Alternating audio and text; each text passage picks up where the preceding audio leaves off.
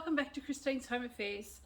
I am doing some batch sewing today, so I thought I'd take you along with me, and I'm going to show you the processes that I go through to make about 20 to 30 bags. I'm using sample swatch fabrics, so I've stitched them together and we're just going to go and put the zips in, the lining, everything like that. So I'll show you how I do my batch sewing. I'm also going to do a little bit of a different technique for putting the zipper tabs on, just to reduce some of that bulk on the corners, and also a cheats way of putting the zips on as well, just to save some time and pinning. So come along and I'll show you how I make a big batch of bags. The first thing I do is go along to my stash of fabric and see what I can find to put together. So on this particular swatch family, I've got, it's a flocked fabric and there's a bit of substance to it, and you can see that it's probably about 8 or 9 inches long by about 6 or 7 inches wide. And when I'm taking the papers off, I'll either use the back of a seam ripper or I'll use an iron to get the glue off, that'll loosen it and help get the paper off. So I'll choose some fabric. And this one here is part of the same family as well, so they've got some flocking on the edge and just some normal fabric on the inside. And then I'll go to another card and see what I can find that's got a similar range of colours and similar texture of fabric, and hopefully similar sizes. Sometimes I do need to trim the fabrics down. These ones here though are going to go nicely as a contrast with these flocked or patterned fabrics. So I'd go and start pulling all the paper off the back of them and then put the fabric together, and I'll show you inside what the fabric's like when I put it together. So I really don't stress too much about the sizing of the fabric or even the raw edges of the fabric. I'll just put them together, try and get as much good fabric out of them as I can. Say I chose these two pieces of fabric to put together into a contrasting bag. I would stitch the side seam down here and down on this side, so I would close the bag and just make a tube. Then I would off center it and cut it in half. The other thing I've also done when stitching them together is a top stitch along one side of each of the bags, or the back and front. Flip that across and this is how my bag's going to look on the back and front. So that'll be the front of the bag and the back of the bag. Once I've sewn them together, I go and trim the edges down. Then I'll lay some lining fabric underneath them, 2 pieces of lining fabric, and cut the lining fabric out the same size as the main fabric. Then I've got everything ready to put the zips in. So here are some of the colorways that I've done. Not too much thought goes into how I'm going to put the fabrics together, but I do try to match the shades of the colors. And then I've popped a label on each of the fabric fronts. From there, I've gone and cut up all my continuous zipper pieces. Now I have gone and cut my zips at 1 inch shorter than the width of my bags. So if my bags over here are 8 inches across the top, then my zips have been cut at 7 inches.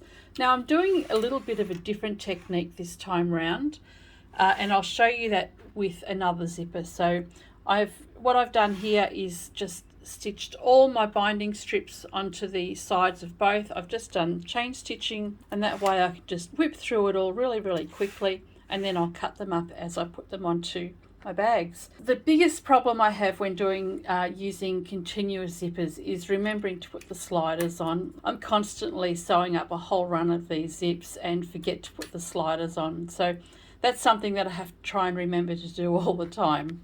Just to show you the other technique that I've been using for these particular zips, bias binding is the easiest thing to use, but if you've just got a strip of fabric, this one's about 2 inches wide, fold it in half and bring the raw edges into the center. And then we're just going to fold it in half again like this.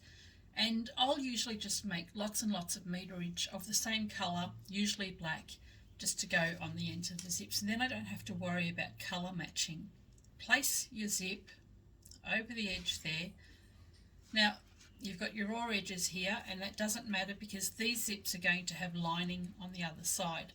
So just pop that over the top there so you've got an even amount of fabric underneath and on top, and we're just going to stitch straight across. Then once you've done that, you've got enough room to insert the next zip in. So if I had another one I needed to do, I would raise my foot and just slide that in close to the next one and continue on until I've done all of one side. Then I would go and do the other side. And once you're finished, you just trim them all off. So as I said, you don't have to worry about the raw edges there because they're going to be hidden in the lining. So all of these need to be separated.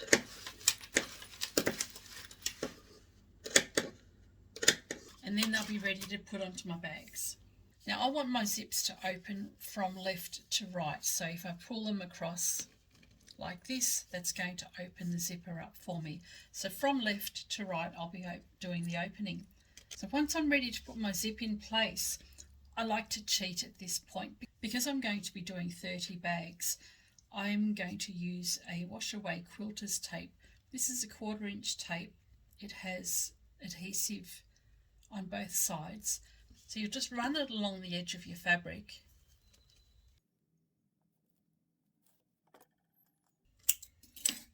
Once you've done that, you can peel the paper away and you've got an adhesive tape right along the top there.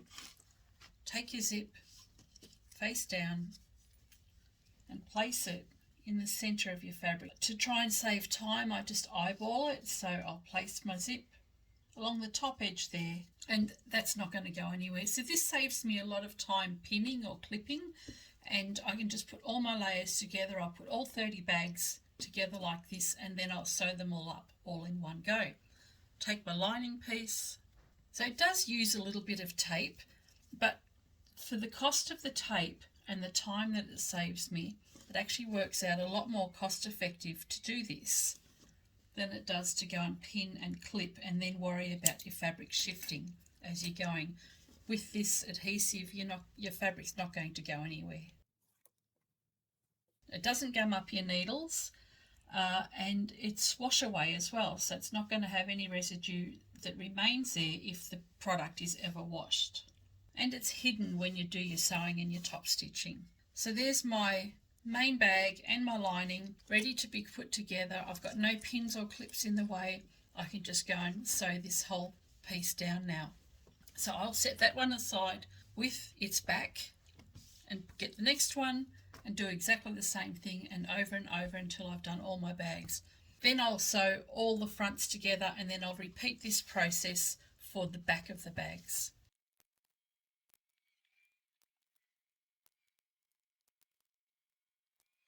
With all the zips ready to be stitched together, I've put my zipper foot on and I'm just going to, now I've discovered that there's 20 of these. So I'm going to go and do all of the zips for all 20 of them. I'll just chain piece them together and then I can do the other side of the bags. So I back stitch at the beginning and the end of each one and grab the next one and continue on.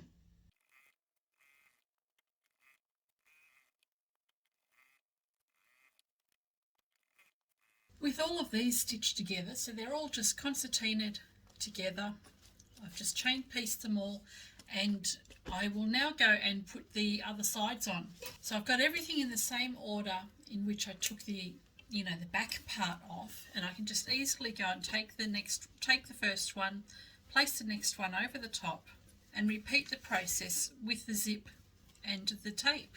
I want to make sure when I put these together that I've actually got the patterns on opposite sides to each other. I don't want to have my bag the same with the colours going the same way. Pop some tape over this side, then I can place the front of my bag directly over the top, and I'm just making sure that I'm lining up the sides, and then I'll just glue that down. I don't have to worry about my clips. Put some tape over the top and then I can put the lining on, and that's the whole bag put together, and then I'll go and do the whole process for the rest of these fabrics.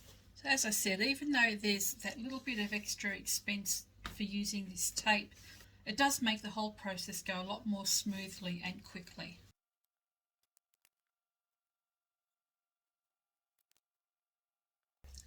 The zips have been attached for all of the bags, and what I'm going to do now is top stitch. So what I do here is just open out the bag, lining on each side underneath,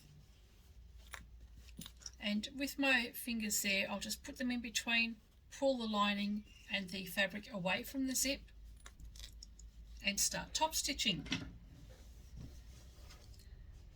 Now I'll do each bag as I go, so I'll come down one side and then I'll come back up the other side, and then I'll take the next bag and do them all this way. This way is actually quicker for me to do.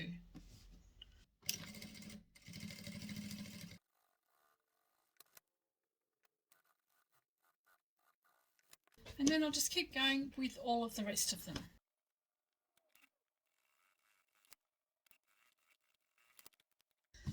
You'll notice that I don't change my thread each time either. What I'm doing is using a grey thread, so for all of the bags I'm just using the same grey thread for everything. So I've used it in the top stitching on the fabric, and I'm using it in the top stitching along the zipper line, and I'll construct the bag with the same grey thread. Grey is just a really good neutral shade to use on lots of different colours.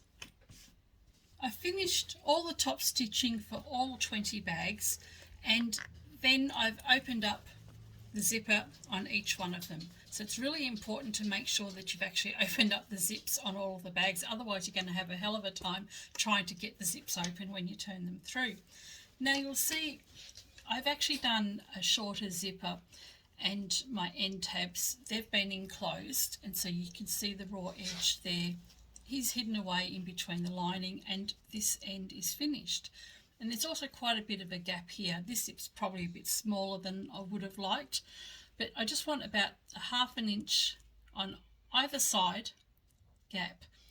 And what this does is when you actually sew your bag closed, you're not going to have that big amount of bulk on the very edge of your fabric when you turn your bag through. So your zip will be closed there. There's a little bit of a gap there, but if you make your zip a bit longer, then you're not going to have much of a gap at all. But the whole bag will be closed like that, and you're not going to have those big lumpy bits when you turn the corners. I place all the right sides together, line up my bags, and then I will stitch them all the way around. So what I'm going to do now with all of the bags is start at the bottom here, stitch around. I'll back stitch over the zipper area, or that seam there, come all the way around, keep going, do the same thing at the zipper section and leave an opening, and then I'll turn that through. I'm not boxing any of these bags, so it's at this point you would decide whether you wanted to box your bags or have curved corners. I'm just going to have them completely straight and just trim the corners on the bags before I turn them all through.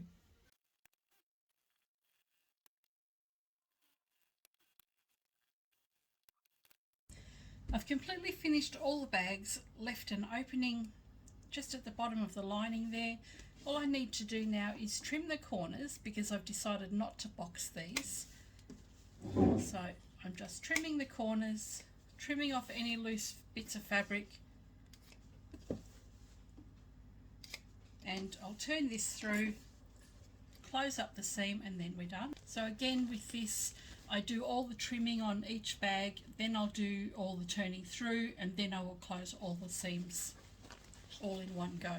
So rather than cut, turn and close, it's much quicker if I do one job at a time. But just to show you that these are all finished, just to show you how they look when they're finished up, I've turned through both of these and stitched them all closed on the inside. So they're completely finished now. Label on the front, zipper opening from the left to the right, and you've got that two-tone on the back and front, as we have on this one as well. So what I will do now is trim the corners on every single one of these bags. Once I've trimmed the corners on them all, then I'll turn them all through, and then when all of them have been turned through and all the corners poked out and it looks nice, I will close up the lining seam there, and then they're all finished.